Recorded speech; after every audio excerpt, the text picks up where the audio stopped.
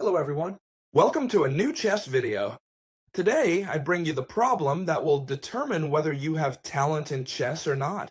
This problem was given by Russian masters to all those beginner young players who were just starting to play chess to determine if that student had a good chance of becoming a chess genius, to see if those kids had talent or not in chess. What does this problem consist of? As you can see, we can notice that black is at a huge material disadvantage, but be careful. It's very tricky to stop four pawns that are about to promote. It's true that we have a queen.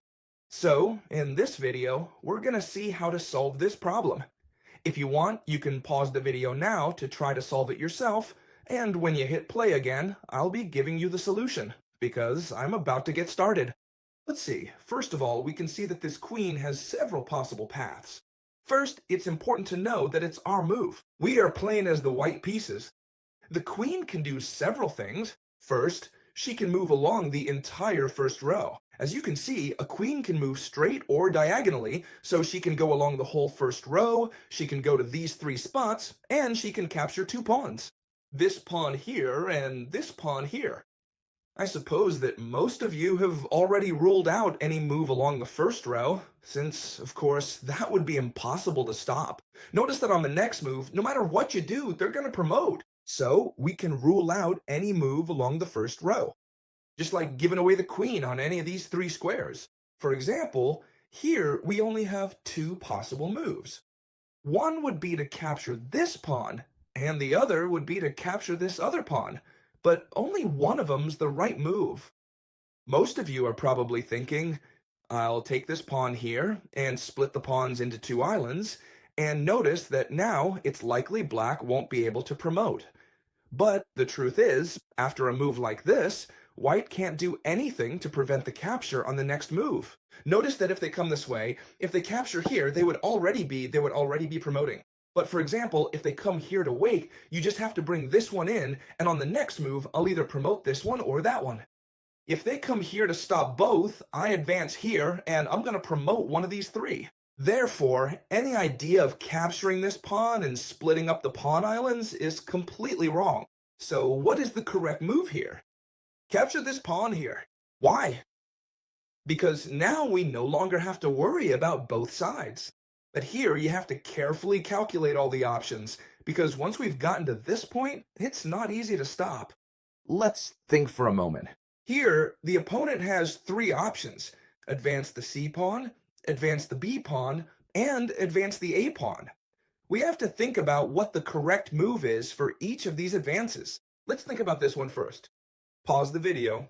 I'll tell you how to play if you have this position here. And there it is. Notice that we can't capture this pawn here because they would promote on the next move. Therefore, I'm going to tell you the correct move, which is to place this queen right here on c1. Why? Because here, we're in a Zugzwang situation. What does that mean? What is the Zugzwang position in? Well, the Zugzwang position means that no matter what the opponent does, since it's their turn, they're gonna lose. Notice here that, it could be, if they push this pawn, they have three options. Not push this pawn, in which case we would capture it. Push this pawn, we would capture this one, and then they couldn't do anything else. Or push this pawn. What complicates things for us the most is if they push this pawn. What should we do then? Because if we capture here, they can push either of the other two. Well, if they push, this one here, we'll place the queen here, and they'll be in Zugzwang again. Whatever they do, we'll capture one pawn or the other. Notice that they can only move one of these two. We capture it, and on the next move, we capture the other two. It's the same with this one here. So we've seen that if they push this pawn here, what we need to do is come over here. So we've already solved it here. What happens if they play this pawn here? We'll look at this as the last option because it's the most complicated.